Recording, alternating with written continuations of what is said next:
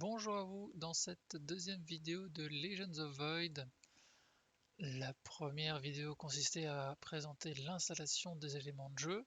Cette deuxième vidéo va se concentrer sur la partie qui se trouve juste après, c'est-à-dire le choix que vont devoir effectuer les joueurs avant de pouvoir commencer à jouer.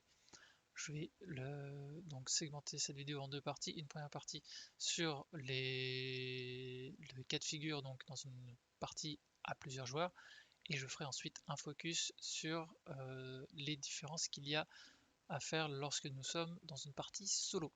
Vu que dans une troisième vidéo, je ferai donc un enregistrement de partie solo. Je ferai également une vidéo concentrée sur l'explication des règles. Première chose, j'ai oublié de l'indiquer dans la première, enfin le filmer dans la première vidéo, mais je l'ai indiqué en commentaire. Donc pour ceux qui n'auraient pas vu les commentaires, je le filme ici. J'ai oublié de mettre les tuiles de l'Human Blessing en jeu. Donc ça c'est tout simple, il suffit de mélanger les 13 qui existent et d'en sortir 7. Donc au hasard du sachet. Sachant que à quoi servent ces tuiles? Ces tuiles vont être un bonus qu'on pourra récupérer une fois par manche lorsqu'on va passer. Donc, et qui apporteront donc non seulement donc un petit bonus qui dépend de la tuile, mais tuile qui présente également un badge. Et donc ce badge pourra déclencher d'éventuels effets de faction ou héros ou cartes lorsque vous les prendrez. Je reviendrai plus en détail sur comment elles fonctionnent dans la vidéo d'explication des règles. Donc, première partie sur choix des joueurs dans une partie à plusieurs joueurs. Le premier joueur, c'est comme ça que j'ai fini la première vidéo, révèle deux cartes de faction et les positionne selon à une région de l'humaine selon donc ce qui est indiqué sur les cartes de faction en bas à gauche. Le premier joueur a alors le choix de sélectionner une des deux factions ou si aucune des deux ne l'intéresse, il peut choisir de remettre son choix à plus tard. Dans ce cas-là, le joueur suivant révèle une faction supplémentaire et la place sur le plateau, donc toujours selon la région de départ. Là en l'occurrence nous avons une faction donc, qui doit normalement se positionner à Hera. Comme Hera n'est pas présent sur le plateau, on regarde le deuxième choix. Le deuxième choix, donc en dessous de Hera, en haut à gauche, c'est indiqué Tellurian. Tellurian est également absent du plateau. Donc que faire dans ce cas de figure? C'est simple. On regarde où se trouve l'humaine et on effectue donc dans le sens horaire en fait à partir de l'humaine. Donc première région disponible, c'est celle qui se trouve juste à côté. Donc la personne qui choisira cette faction devra se placer dans la région d'Aria. Si ce deuxième joueur ne souhaite pas l'une des trois factions, même principe, le joueur suivant, donc le troisième, révèle une carte de faction, la positionne sur le plateau et choisit parmi ce qui est disponible ou laisse passer son choix. Ainsi de suite jusqu'au dernier joueur. Le dernier joueur, lui, n'a aucun intérêt de remettre son choix plus tard, même s'il le peut, il n'a aucun intérêt de le faire. Pourquoi? Parce que si ça revient à un joueur qui a remis son choix plus tard, ensuite, aucune nouvelle faction n'est révélée. C'est-à-dire que le nombre de factions maximum est le nombre de joueurs plus une. Donc le dernier joueur a toutes les factions révélées au moment de sélectionner sa faction, donc il peut sélectionner sa faction sans souci. Voilà. Donc pour le coup, là je vais sélectionner une faction. Est-ce que je rentre plus en détail là-dedans? Oui, je peux le faire. Non, je le ferai pas enfin je n'expliquerai pas le choix. Mon choix ici, je le ferai plutôt dans la partie d'enregistrement de partie solo. Là, je vais juste prendre cette faction et vous indiquer qu'est-ce qui se passe ensuite. Donc comme je prends cette faction-là, donc ça place ma ville de départ. Donc la Stronghold, hop, il me semblait qu'ils en avaient laissé sur le plateau sur le dessus, mais non, c'est pas grave. Donc je prends la Stronghold, je me place forcément donc sur cet emplacement avec cette icône qui se trouve ici, donc c'est la partie extérieure de la tuile au centre. C'est une tuile à moi, donc je pose un petit cube de ma couleur dessus pour représenter ça. Et comme je pose une forteresse, à chaque fois que je pose une forteresse, y compris donc à cet instant, je gagne une ressource de héros.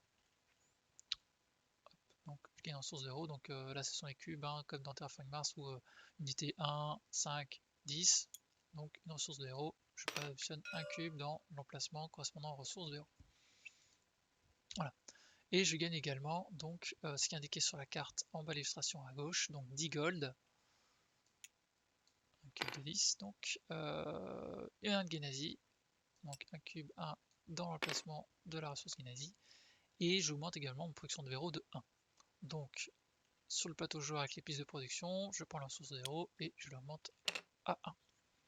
Voilà. Pareil, je rentrerai plus en détail sur les capacités de faction dans la vidéo de présentation des règles.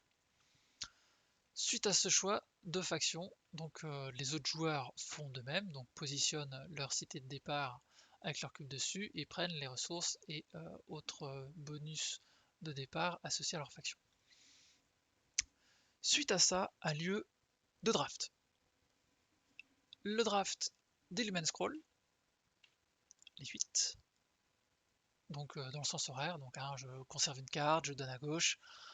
Une fois que tout le monde a fait ainsi, donc on prend les 7 nouvelles cartes que l'on reçoit, on en choisit une, on fait passer à gauche, ainsi de suite. Donc on se retrouve à l'issue du draft donc, avec 8 cartes que nous avons sélectionnées en main. Ensuite, même principe avec les gift scrolls, donc on en prend un, sauf que cette fois-ci on fait passer à droite.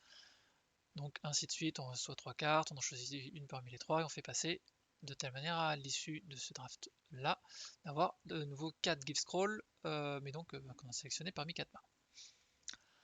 À l'issue de ces deux drafts, dans l'ordre du tour, le premier joueur va révéler, va poser sur table le héros de son choix. Donc là pareil, je ne vais pas rentrer plus en détail là-dedans, je regarde juste rapidement par rapport à ce que j'ai. Au cas où, là je joue ça, là je joue ça. Ça peut être marrant, ça c'est plus sûr. Donc ça, il y a ça.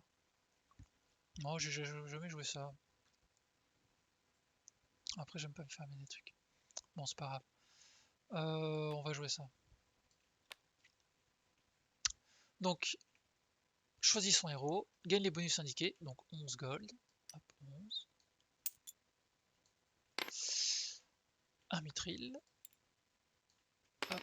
Une production de mithril de 1, une production de ressources de héros de 1. Donc, j'augmente de nouveau ma production de héros de 1, ma production de mithril de 1. Voilà. Ok, et en choisissant le héros, qu'est-ce qu'il va faire également? Il va positionner ses... Enfin non, il va payer ses cartes en fait. Il va payer les cartes, les Lumen Scroll parmi les 8 qu'il a drafté. Il va devoir payer 3 gold pour chaque carte qu'il souhaite conserver. Et donc le Gift Scroll là, il ne paye rien. Voilà. Donc tous les joueurs vont faire ça donc à tour de rôle. Donc poser leur héros, récupérer les ressources correspondantes et payer leurs cartes. Et à l'issue de ça, dans l'ordre de tour également, les joueurs vont jouer 2 gift scrolls parmi les 5, pardon, pas les 5, parmi les 4 qu'ils ont, donc dans l'ordre de leur choix, hein. Ça peut avoir un impact, pas forcément, mais ça peut avoir un impact. Donc dans l'ordre de tour, hein, chacun leur gift scroll gratuit, et à l'issue de ça, dernière chose à faire avant de commencer le premier tour de jeu, dans l'ordre inverse du tour, donc le dernier joueur va choisir un des 4 Lumen Blessing, bénéficier de son bonus et éventuellement déclencher les effets qu'il pourrait se déclencher avec ses héros, enfin son héros ou sa faction, selon le badge prix. Puis le troisième joueur sont des 4 joueurs, et ainsi de suite jusqu'au premier joueur. À partir de ce moment-là, donc tout le monde a choisi son héros, sa faction, a payé ses cartes, a joué ses gift scrolls. Il ne reste plus que à faire un premier tour de production. En effet, ça évite de se retrouver sans argent si on a payé plein de cartes dès le début de la partie. Au moins, on a forcément une phase de production. Et c'est-à-dire, dans le cas ici, donc vous allez dire on a 0. Non, on n'a pas 0. On a notre Lumen Rate, donc le positionnement de notre cube sur Lumen Rate qui se trouve ici. C'est la base de points et la base de ressources en or. Donc là, ça serait 13. Voilà, on ne commencerait pas sans rien. Voilà, donc ça c'est dans le cas d'une partie à plusieurs joueurs. Dans le cadre d'une partie en mode solo, il y a quelques légères différences. Qu'est-ce que c'est? C'est qu'il y a un give scroll en plus. Donc forcément il n'y a pas de draft, donc en fait il donne quelques cartes en plus quand même aux joueurs solo.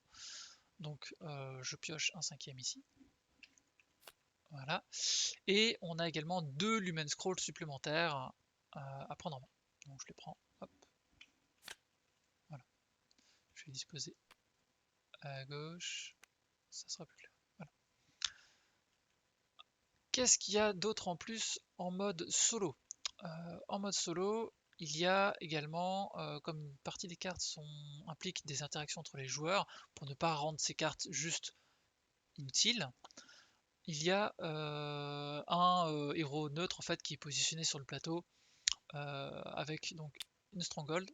Donc c'est forcément sur la région qui est juste à côté de Lumen qui est disponible. Donc il a une Stronghold. Il a également une Vitae et un portail.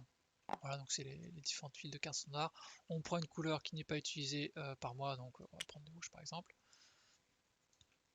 Donc un petit cube dessus pour représenter tout ça. Voilà.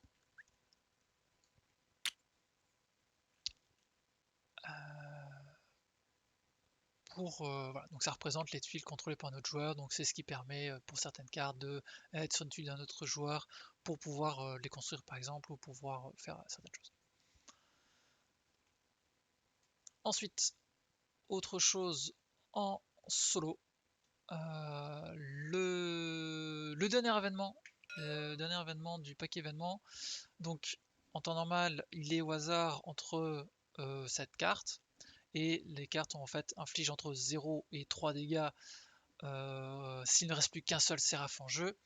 Dans le mode solo, l'événement qui survient forcément, c'est la carte qui dit 0 dégâts. Donc c'est vraiment à nous de nous débrouiller pour tuer les 3 séraphs. Alors il s'avère que c'est déjà celle que j'ai mis en bas du paquet, voilà, ça évite de faire le move ici. Voilà. Dernière chose, et c'est la seule chose qui est vraiment spécifique en fait en termes de gameplay au solo, c'est il y a cette petite tuile en plus qui indique quoi? C'est que forcément, bah, par exemple, il n'y a pas d'histoire de majorité en mode solo. Bon, il aurait pu y avoir des points supplémentaires là-dessus. Alors il y en aura également, mais c'est là ils rajoutent une petite surcouche qui est très simple pour faciliter effectivement pour rendre jouable en fait en mode solo. C'est quoi? C'est que si on réunit 5 éléments de la tuile correspondante en action standard, on va pouvoir faire un dégât à un séraph. Il faudra que je vérifie dans la si c'est dans la région ou si c'est sur le plateau. Mais voilà, en tout cas, c'est que là, par exemple, au cours de la partie, si j'ai 5 badges esprit, je pourrais donc dire j'utilise en action standard cette action-là pour dire que je fais un dégât à un séraph. Donc voilà, je ne sais plus exactement, on verra dans la vidéo de présentation des règles, si c'est donc sur un séraph dans la région où se trouve mon héros ou si c'est n'importe où sur le plateau. Même principe en dessous avec 5 tuiles en bordure du plateau, sachant qu'on commence déjà avec une. Et 5 tuiles dans la région de Lumen, donc ici à Rotterdam.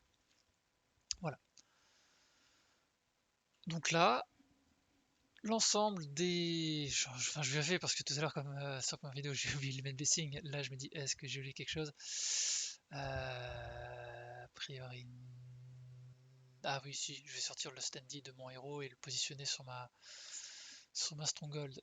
Les héros sont à côté des cartes là-bas. Et je joue qui? Je joue Wayland. Non, Wayland, comme Waylander. Donc, search. C'est pas par ordre alphabétique, non, pas particulièrement.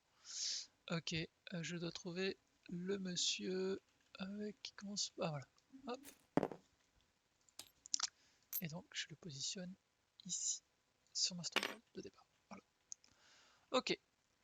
Donc, je m'arrête là pour cette deuxième vidéo, hein, donc très rapide, hein, qui permettait d'indiquer qu'est-ce qui se passait en termes de choix des joueurs, donc les différents drafts et les différents choix de héros faction, et la petite surcouche pour le solo. Je vous dis à très bientôt pour la vidéo suivante avec l'explication en détail des règles. Merci à vous.